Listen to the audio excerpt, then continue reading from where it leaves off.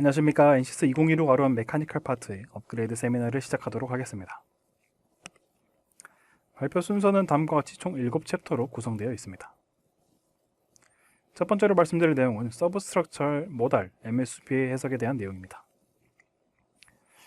이번 챕터에서 말씀드릴 내용의 핵심은 해석 효율화입니다. 엔시스 2016 R1에서는 솔버 알고리즘 개선을 통해 동일한 장비에서 더 적은 메모리로 대규모 모델을 돌릴 수 있게 되었습니다. DPF 기반의 데이터 처리와 향상된 온디맨드 기능을 통해 결과 확인을 위해 기다리던 대기 시간이 대폭 줄었습니다. 또한 모달 해석에서 베타 기능인 모드 셀렉션 등을 통해 불필요한 계산을 덜어내고 필요한 결과만 스마트하게 추출할 수 있습니다. 본격적으로 세부 내용을 자세히 말씀드리겠습니다. 기존 버전에서는 서브스트럭처 해석 시 제너레이션 패스를 수행하면 LNEE, BCLV 파일이 항상 생성되었습니다. 2016 R1에서는 컨덴스드 파트에서 Keep Files for 설정이 MAPDL 익스펜션인 경우에만 해당 파일을 생성하도록 변경되어 그의 옵션으로 해석을 진행할 경우에는 소요되는 시간을 약 14% 정도 단축할 수 있습니다. 서브스트럭처 데피니션 및 컨덴스드 파트에서 Future Expansion 옵션이 정식 기능으로 제공되며 익스펜션 패스에 필요한 컨스트레인 모드 데이터를 CMS 파일에 기록할지 여부를 제어할 수 있습니다. 이 데이터는 Future Expansion이 Yes일 때만 기록됩니다. 퓨처 익스펜션이 노로 되어 있으면 제너레이션 패스 해석 시간이 약 10% 단축되고 파일 크기가 약 18% 정도 감소합니다. 다만 퓨처 익스펜션이 노로 되어 있을 경우 이전 페이지에 Keep Files for 항목은 표시되지 않습니다. 다음은 솔버 관련 업데이트 내용입니다. 기존의 블락 랭커즈는 오랜 기간 널리 사용된 견고한 방법으로 스파스 솔버를 사용하고 다중 시프트 로적으로 많은 모드 계산을 지원합니다. 반면 PCG 랭커즈는 PC 솔버를 사용하지만 랭커즈 구현이 최적화되어 있지 않고 단일 시프트만 지원하기 때문에 100개를 초과하는 모드 계산에서는 권장되지 않습니다. 2015 R1부터 새로 추가된 PCG 블락 랭커즈는 블락 랭커즈와 동일하게 최적화된 랭커즈 구현을 유지하면서 PCG 솔버로 수행해 메모리 사용량을 크게 절감합니다. 또한 다중 시프트를 지원하고 GPU 가속까지 지원합니다. 이를 사용한 예시입니다. 20개의 모드를 갖는 터빈 해석 예시인데 각각 2억, 5억, 6억 개의 자유도를 가졌을 때의 성능을 비교한 예시입니다. 2억 개의 자유도를 가질 땐 PCG 블락 랭커즈가 기존의 블락 랭커즈보다 해석 시간이 더 오래 걸렸으나 메모리 사용량은 대폭 절감된 것을 확인할 수 있었습니다. 또한 5억 개의 자유도를 가질 땐 해석 시간 및 메모리 사용량이 대폭 절감된 것을 확인할 수 있습니다. 다음은 후처리 관련 내용입니다. DPF 결과가 렌더링 될 때 가속 그래픽 파이프라인을 사용하도록 설정할 수 있으며 이는 대형 모델에서 체감 성능이 크게 달라집니다. 대형 모델에서 테스트 결과 첫 클릭 시 로딩 시간에 약 60초가 소요되었는데 두 번째 클릭부터는 약 0.5초 수준으로 줄어들면서 반복적으로 결과를 확인하거나 항목을 전환할 때 속도가 크게 개선되었습니다. MSP 해석 후 후처리 성능도 개선되었습니다. 첫 번째로 Save Auxiliary Result라는 옵션이 추가되어 하모닉 및 변이 결과를 캐시 데이터에 저장합니다. 그 결과 메카니컬을 다시 열었을 때의 첫 로딩과 이후 클릭 시 로딩 시간이 크게 줄어듭니다. 다음으로 변이, 모드 기여도, MCF, 솔루션 인포메이션과 같은 항목의 후처리 속도를 높이도록 DPF 워크플로우가 개선되었습니다.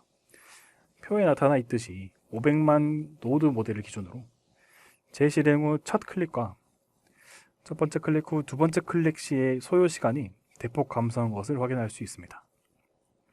마지막으로 MSP 해석 후 후처리 시 모드 데이터를 청크 단위로 나눠 읽도록 환경 변수를 정의하여 피크 메모리를 줄일 수 있습니다. 아래에 기재된 환경 변수를 입력하면 되는데 이 값을 작게 입력할수록 피크 메모리가 더 낮아지는 것을 확인할 수 있습니다. 모드 기반 해석을 할 때 모달 해석에서 나온 모드를 이용해서 모드 익스펜션을 수행합니다. 이때 mxpend, 모드 셀 명령어를 통해 해석에 방해가 될 수 있는 불필요한 모드를 추출하지 않을 수 있습니다. 또한 기존 워크플로우에서 수행되던 모달 해석의 리스타트를 수행하지 않으며 결과적으로 전체 계산 시간이 줄어든 효과를 기대할 수 있습니다. 모달 해석에서 퓨처 아날리시스가 MSP 아날리시스일 때 모드 셀렉션 모드와 Significant Threshold라고 하는 항목이 추가되었습니다. 이를 통해 기준값을 넘는 모드에만 포함해서 MSUP 해석을 수행할 수 있습니다. 이때 다운스트림 시스템에는 Follow Upstream Analysis라는 항목이 추가됩니다. 이 항목을 선택하면 기존에 수행되던 모달 해석의 리스타트를 수행하지 않아도 되며 보다 빠른 해석이 가능합니다. 하중 벡터는 모달 해석 시 내부적으로 멀티 스텝 해석이 수행되며 스텝 1회당 하중 벡터 1개가 생성됩니다. 이때 MSUP 해석 시 노달 force만 존재하는 경우 모드 카운트 명령어에 fast LV 인자에 NOE 로드를 입력하면 많은 로드 벡터를 생성할 때의 성능을 개선할 수 있습니다. 이 옵션은 베타 기능이므로 사용 시 베타 기능임을 안내하는 로그가 기록이 됩니다. 다음으로는 해석 효율을 극대화하는 워크플로우 개선 사항에 대해서 말씀드리겠습니다. 2016 R1부터는 모달 해석 내의 하중 벡터 생성 및 스케일링이 지원되며 온 디맨드 익스펜션 여부와 관계없이 모달 해석 재시작이 방지됩니다. 뒤에서 자세히 말씀드리겠습니다. 기존의 MSUP 해석 시 모달 해석을 선행한 후 MSUP 해석 내에서 하중 조건을 정의했었습니다. 2021 R1에서부터는 모달 해석에서 하중 조건을 정의하여 MSUP를 위한 하중 벡터를 미리 생성할 수 있게 되었습니다. 중력, 라인 프레셔, 파이프 프레셔, 베어링 로드와 익스터널 데이터 또는 익스터널 모델 기반의 하중 조건이 가능합니다. 또한 노달 포스, 리모트 포스, 모멘트는 베타 기능으로 지원합니다. 다만 꼭 유념하셔야 하는 점은 이 장표에서 말하는 하중 조건은 프리스트레스 모달 해석을 위한 하중 조건이 아니라는 것이며 기존 모달 해석에 전혀 영향을 미치지 않습니다. 기존의 MSUP와 같은 해석에서 요구되는 하중 벡터를 모달 해석 단계에서 미리 생성하는 것일 뿐 프리스트레스 모달 해석이 아니라는 점을 유념하셔야 합니다. 모달 해석에서 하중 조건을 정의할 때 로드 벡터 넘버를 할당할 수 있습니다. 프로그램 컨트롤드라면 해석이 완료된 후 자동으로 할당되며 매뉴얼이라면 사용자가 원하는 번호를 할당할 수 있습니다. 이렇게 할당한 번호는 추후 MSUP 해석 시 하중 벡터의 스케일링에 활용할 수 있습니다. 로드 어플리케이션은 MSUP 시스템에서 Transfer Load from Modal Environment를 통해 자동으로 생성할 수도 있습니다.